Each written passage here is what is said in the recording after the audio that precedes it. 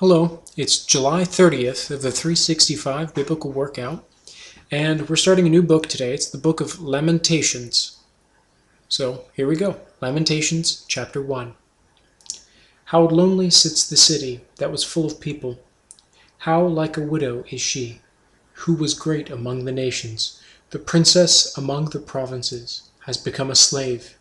She weeps bitterly in the night. Her tears are on her cheeks. Among all her lovers, she has none to comfort her. All her friends have dealt treacherously with her. They have become her enemies. Judah has gone into captivity, under affliction and hard servitude. She dwells among the nations. She finds no rest. All her persecutors overtake her in dire straits. The roads to Zion mourn, because no one comes to the set feasts. All her gates are desolate. Her priests sigh.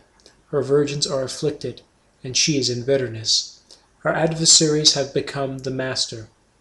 Her enemies prosper, for the Lord has afflicted her, because of the multitude of her transgressions. Her children have gone into captivity before the enemy. And from the daughter of Zion her splendor has departed. Her princes have become like deer that find no pasture, that flee without strength before the pursuer. In the days of her affliction and roaming, Jerusalem remembers all her pleasant things that she had in the days of old, when her people fell into the hand of the enemy. With no one to help her, the adversaries saw her and mocked at her downfall.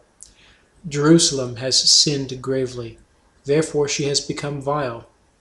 All who honored her despise her, because they have seen her nakedness. Yes, she sighs and turns away. Her uncleanliness is in her skirts. She did not consider her destiny. Therefore her collapse was awesome.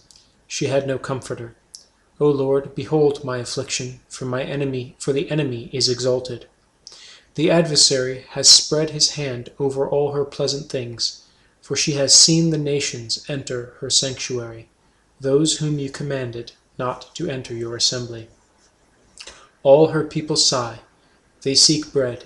They have given their valuables for food to restore life. See, O Lord, and consider, for I am scorned. Is it nothing to you, all you who pass by? Behold and see, if there is any sorrow like my sorrow, which has been brought on me, which the Lord has inflicted in the day of his fierce anger. From above he has sent fire into my bones, and it overpowered them. He has spread a net for my feet and turned me back.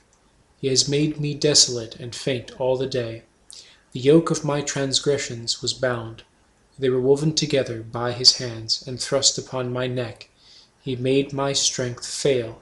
The Lord delivered me into the hands of those whom I am not able to withstand. The Lord has trampled underfoot all my mighty men in my midst. He has called an assembly against me, to crush my young men. The Lord trampled as in a winepress the virgin daughter of Judah. For these things I weep. My eye overflows with water, because the Comforter, who should restore my life, is far from me. My children are desolate, because the enemy prevailed. Zion spreads out her hands, but no one comforts her. The Lord has commanded concerning Jacob that those around him become his adversaries. Jerusalem has become an unclean thing among them. The Lord is righteous, for I rebelled against his commandment. Hear now, all peoples, and behold my sorrow. My virgins and my young men have gone into captivity. I called for my lovers, but they deceived me. My priests and my elders breathed their last in the city, while they sought food to restore their life. See, O Lord, that I am in distress. My soul is troubled. My heart is overturned within me, for I have been very rebellious. Outside the sword bereaves, at home it is like death. They have heard that I sigh, but no one comforts me. All my enemies have heard of my trouble. They are glad that you have done it. Bring on the day you have announced, that they may become like me. Let all their wickedness come before you, and do to them as you have done to me. For all my transgressions, for my sighs are many, and my heart is faint. Chapter 2. How the Lord has covered the daughter of Zion with a cloud in his anger. He cast down from heaven to the earth the beauty of Israel, and did not remember his footstool in the day of his anger. The Lord has swallowed up, and has not pitied, all the dwelling places of Jacob. He has thrown down in his wrath the strongholds of the daughter of Judah. He has brought them down to the ground. He has profaned the kingdom and its princes. He has cut off in fierce anger every horn of Israel. He has drawn back his right hand from before the enemy. He has blazed against Jacob like a flaming fire, devouring all around. Standing like an enemy, he has bent his bow with his right hand like an adversary.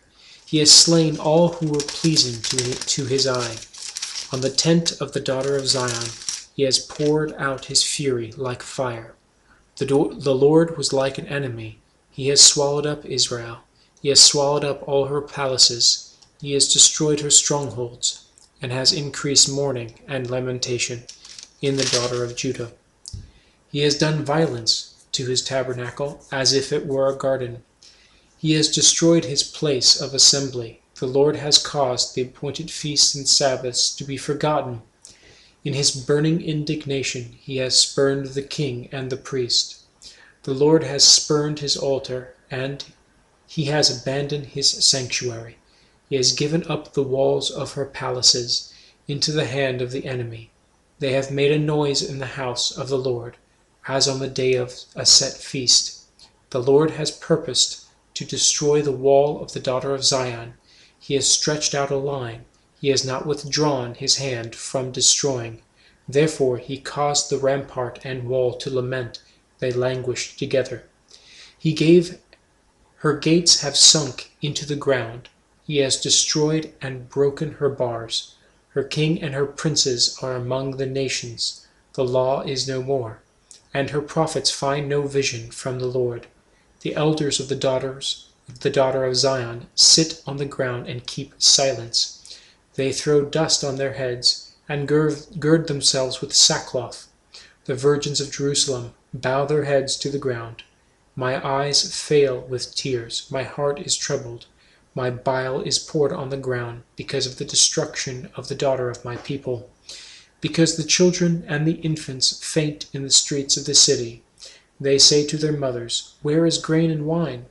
As they swoon like the wounded in the streets of the city, as their life is poured out in their mother's bosom. How shall I console you? To what shall I liken you, O daughter of Jerusalem? What shall I compare with you, that I may comfort you? O virgin daughter of Zion, for your ruin is spread wide as the sea. Who can heal you? Your prophets have seen for you false and deceptive visions. They have not uncovered your iniquity to bring back your captives, but have envisioned for you false prophecies and delusions. All who pass by clap their hands at you. They hiss and shake their heads at the daughter of Jerusalem. Is this the city that is called the perfection of beauty, the joy of the whole earth? All your enemies have opened their mouths against you. They hiss and gnash their teeth. They say, "We have swallowed her up. Surely this is the day we have waited for. We have found it. We have seen it." The Lord has done what he purposed. He has fulfilled his word which he commanded in days of old. He has thrown down and has not pitied, and he has caused an enemy to rejoice over you. He has exalted the horn of your adversaries. Their heart cried out to the Lord. O wall of the daughter of Zion, let tears run down like a river, day and night. Give yourself no relief, give your eyes no rest. Arise, cry out in the night, at the beginning of the watches. Pour out your heart like water before the face of the Lord. Lift your hands toward him for the life of your young children who faint from hunger at the head of every street. See, O Lord, and consider, to whom have you done this? Should the woman eat their offspring, the children they have cuddled? Should the priest and prophet be slain in the sanctuary of the Lord? Young and old lie on the ground in the streets. My virgins and my young men have fallen by the sword. You have slain them in the day of your anger. You have slaughtered and not pitied. You have invited as to a feast day the terrors that surround me. In the day of the Lord's anger, there was no refugee or survivor. Those whom I have borne and brought up, my enemies have destroyed. Chapter 3. I am the man who has seen affliction by the rod of his wrath. He has led me and made me walk in darkness and not in light. Surely he has turned his hand against me, time and time again throughout the day. He has aged my flesh and my skin and broken my bones. He has besieged me and surrounded me with bitterness and woe. He has set me in dark places like the dead of long ago. He has hedged me in so that I cannot get out. He has made my chain heavy, even when I cry and shout. He shuts out my prayer. He has blocked my ways with hewn stone. He has made my paths crooked. He has been to me a bear lying in wait, like a lion in ambush. He has turned aside my ways and torn me in pieces. He has made me desolate. He has bent his bow and set me up as a target for the arrow. He has caused the arrows of his quiver to pierce my loins. I have become the ridicule of all my people, their taunting song all the day. He has filled me with bitterness. He has made me drink wormwood. He has also broken my teeth with gravel and covered me with ashes. You have moved my soul far from peace. I have forgotten prosperity. And I said, my strength and my hope have perished from the Lord. Remember my affliction and roaming, the wormwood and the gall. My soul still remembers and sinks within me. This I recall to my mind, therefore I have hope. Through the Lord's mercies we are not consumed, because his compassions fail not. They are new every morning. Great is your faithfulness. The Lord is my portion, says my soul, therefore I hope in him. The Lord is good to those who wait for him, to the soul who seeks him. It is good that one should hope and wait quietly for the salvation of the Lord. It is good for a man to bear the yoke in his youth. Let him sit alone and keep silent, because God has laid it on him. Let him put his mouth in the dust. There may yet be hope. Let him give his cheek to the one who strikes him, and be full of reproach. For the Lord will not cast off forever, though he causes grief. Yet he will show compassion according to the multitude of his mercies. For he does not afflict willingly, nor grieve the children of men. To crush under one's feet all the prisoners of the earth, to turn aside the justice due a man before the face of the Most High, or subvert a man in his cause, the Lord does not approve. Who is he who speaks and it comes to pass, when the Lord has not commanded it? Is it not from the mouth of the Most High that woe and well-being proceed? Why should a living man complain, a man for the punishment of his sins? Let us search out and examine our ways, and turn back to the Lord. Let us lift our hearts and hands to the God of heaven. We have transgressed and rebelled, and have not pardoned. You have not pardoned. You have covered yourself with anger and pursued us. You have slain and not pitied. You have covered yourself with a cloud, that prayer should not pass through. You have made us an offscouring and refuse in the midst of the peoples. All our enemies have opened their mouths against us. Fear and a snare have come upon us, desolation and destruction. My eyes overflow with rivers of water for the destruction of the daughter of my people.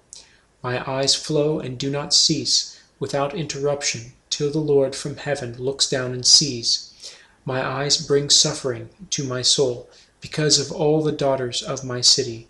My enemies without cause hunted me down like a bird. They silenced my life in the pit and threw stones at me. The waters flowed over my head. I said, I am cut off. I called on your name, O Lord, from the lowest pit. You have heard my voice. Do not hide your ear from my sighing, from my cry, for my help. You drew near on the day I called on you, and said, do not fear. O Lord, you have pleaded the case for my soul, you have redeemed my life. O Lord, you have seen how I am wronged, judge my case. You have seen all their vengeance and all their schemes against me. You have heard their reproach, O Lord, all their schemes against me, the lips of my enemies, and their whispering against me all the day. Look at their sitting down and their rising up. I am their taunting song. Repay them, O Lord, repay them, O Lord, according to the work of their hands. Give them a veiled heart. Your curse be upon them. In your anger, pursue and destroy them from under the heavens of the Lord. Okay, we're going to end there, and tomorrow we'll pick up at chapter 4 in Lamentations. Keep up the good work. Until then.